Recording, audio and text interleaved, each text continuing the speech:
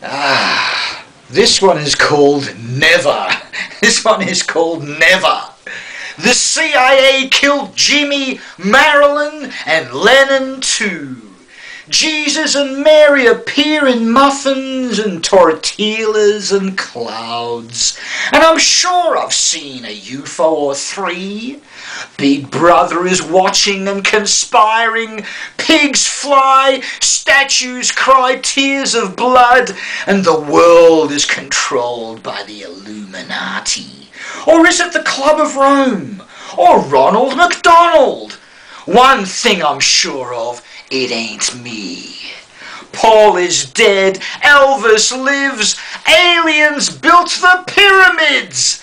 The earth is hollow and filled with nasty, evil motherfuckers. The truth is out there, buried under a mountain of lies. Jesus loves me, even if everyone else thinks I'm a cunt. And speaking of little cunts, the Prime Minister always speaks the truth. Love means never having to say you're sorry. And never is a word politicians use just before they shaft you.